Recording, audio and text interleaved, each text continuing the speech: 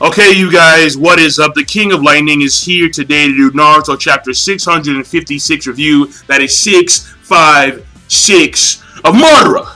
Fuck you, Obito. Fuck you. Yeah. What you thought this was? This is the era of Madara Uchiha. Capital M, motherfucker. Your era is over. Your era is done. You're paralyzed.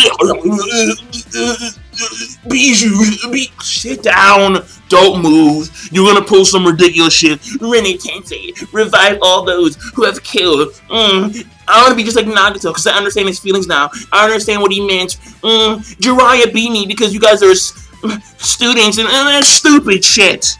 Stupid shit.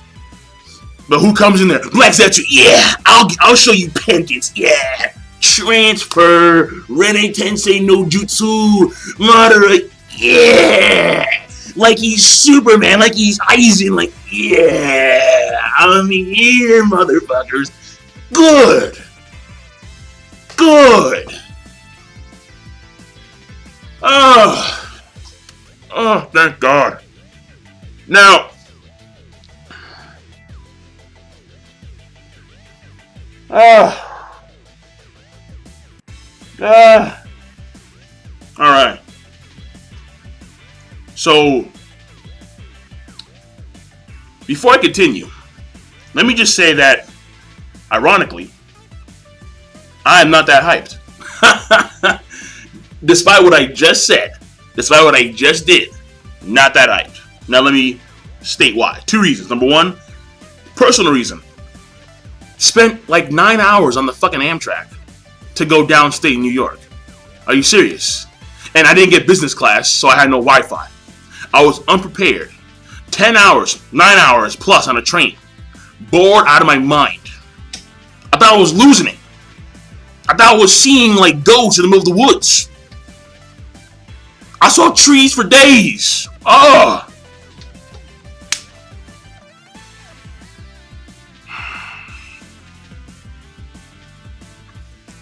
I should have gotten business class. I swear. Alright, that's number one. And I needed to go back there too, but this time I'm prepared. I'm going to torrent every episode of The Walking Dead Season 4 that I haven't seen yet, and I'm going to just coast on that for like 9 hours plus. Because they have delays and shit, and it's annoying. Moving on. That's number one.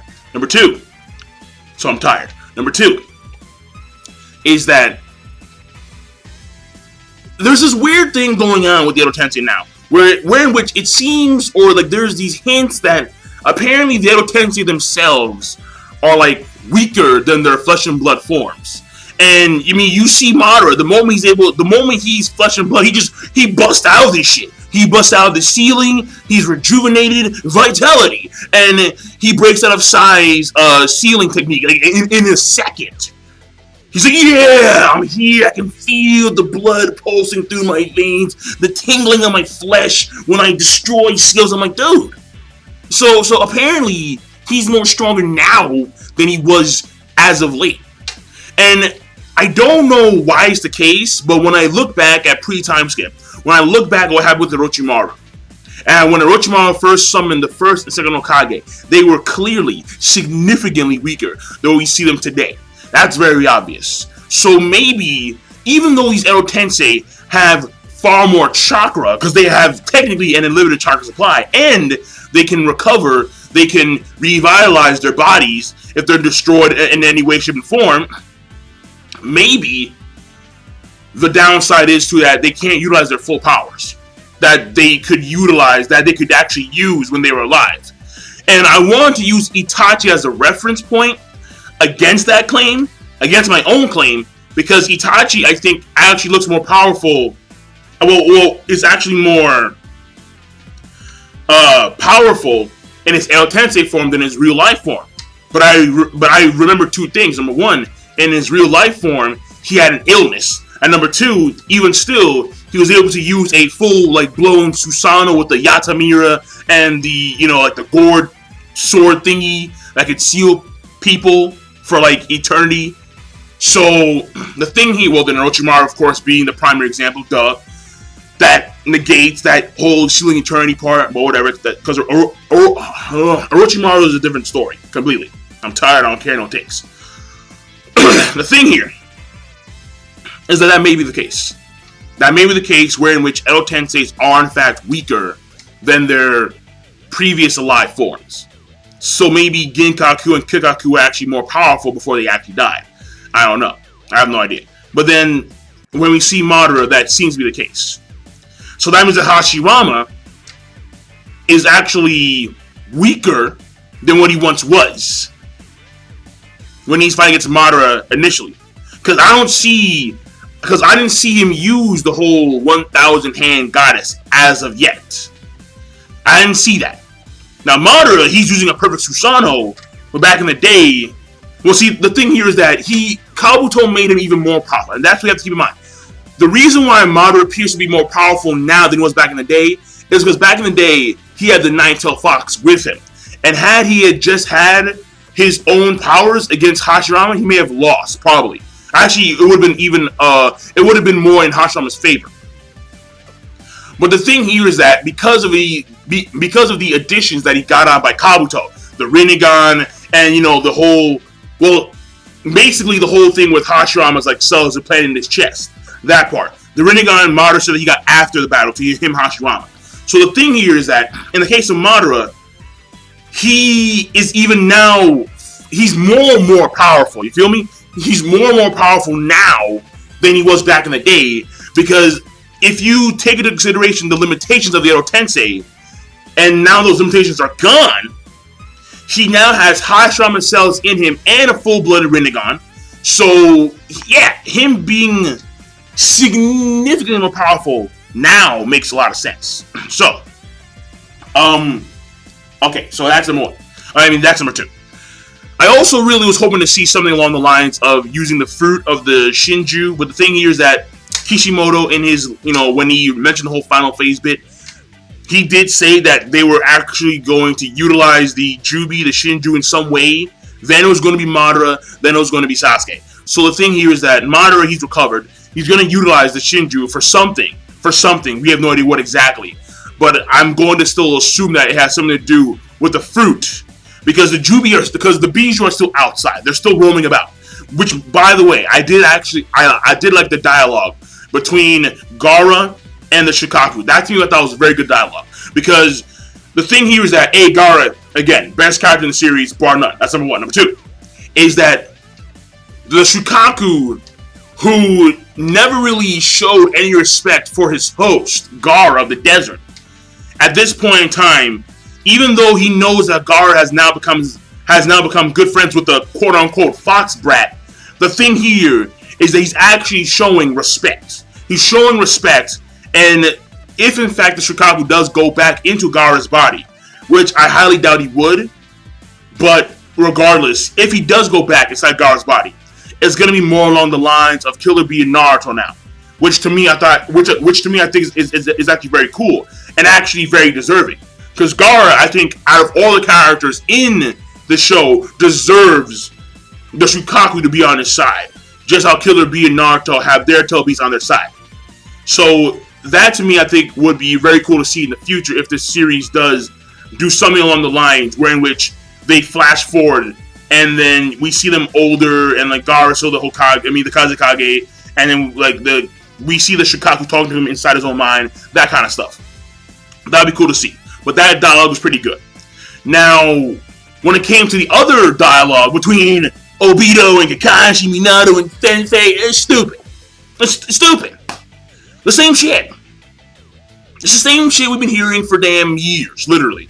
And I'm just happy because when he was talking about Jiraiya and how you could say that I lost to Jiraiya because both Nagato and Naruto were his pupils, and even you were training them Minato Sensei and blah blah blah blah blah, and he was about to do the Rinne Tensei.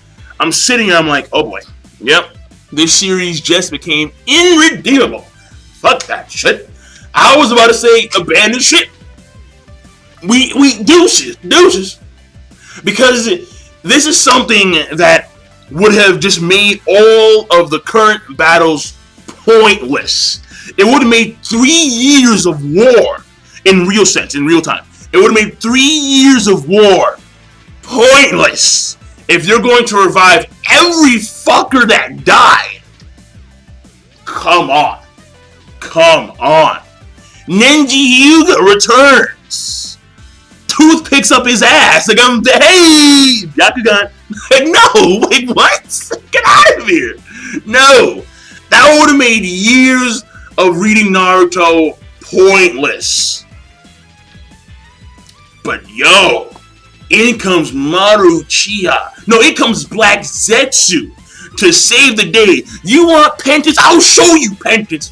And then he takes over his body. Rene Tensei no Jutsu. Madara. Yay! I'm like, good. Now, the thing here is that there is one thing that actually, there's one thing amongst all the dialogue that Obito actually stated that I actually kind of liked. And it was something to do with like the feelings, and I know, feelings, right? Crazy, can't lightning feelings, what the fuck are you talking about? But we move on. He says, and I have it right here, I saved the page, I don't care. When the feelings and emotions of a group of people become united, it really does become quite a powerful device. And that to me, I actually did like because of the sense that when you take a look at what occurs in modern society, when you take a look at, like, for example, movements such as Occupy Wall Street, people just getting sick and tired of the 1% and the 10% dominating the damn world, in which we have like what? What is it? Like 40% of the United States wealth goes to the Walton heirs? Like, what is that? Seriously, like what kind of system do we live in where which only, no. Basically, I like it because it is a good representation of some of the most popular movements in real life. People just getting angry, people just wanting to have a common cause. People who have a common cause, who want to get stuff done in order to see their goals, in order to see their dreams fulfilled, so they can benefit others around them, such as the gay movement, such as the transgender movements. I mean, even back in the day, the Black Power movement. Of course, we've seen that dwindle over the course of the years significantly because of the fact that we have a lot of, well, no, that's a whole different topic. But regardless, the thing here is that it is a good, what he's saying is very synonymous with what we see in real life. Okay, I'll leave it at that. So, that being said, because I don't want to get too political, I don't want to get too, because people have different takes and different circumstances as to how their lives are led. I can speak from my perspective, but it'll take too much time. It really would. But I'm done. The chapter, I did like it, because it does leave you with that sense of, oh shit, oh no, whoa, life jackets, go, this is the Titanic, bail. But no, you do not have to abandon ship, because despite the fact that we almost hit an iceberg, we are now safely ashore. And that sandy beach is full of Madara. It is full of Madara. So that to me, I thought was very good. And Kishimoto did play well, in my personal opinion, because I mean, we were in the midst of dialogue of Obito, and there were kind of hints throughout the entire chapter when which you saw that Madara, even though he was being sealed, he had wood dragons on him, he had this Russian shuriken being thrown at him, he was still relatively calm, and at one point was even smiling. And then when he's like, yeah, it's time for the transfer, you're like, oh, the plan activates now. But then again, when you think about what Kishimoto says about, again, the whole final phase bit, he said specifically the Jubi, then Madara, then Sasuke. So the Jubi still has some significance in this whole shtick. And again, I do believe it's the fruit. Now, speaking of the Jubi, the reason why Obito's still alive is apparently because he is the host of the, he is the Sage's Paths, the mock version. And because of that, because the beads were ripped out of him, the life force of the Geto Mazo statue is still inside of him. Therefore, he can still live. But he'll be paralyzed for a few hours or a quote-unquote significant amount of time. That's what the Yin Kyuubi says inside Minato. So, fun fact, alright? So that's why he's still alive. But I'm done. The chaptering overall, I did like it a lot. I thought it was an amazing chapter. I don't think it's a yo chapter because of certain things here and there. But I did like it a lot. I thought it was an amazing chapter of Naruto. I'll leave it at that. All right. I'm tired. I'm stuttering. Moving on. I'll see you guys later. Peace. Have a nice day.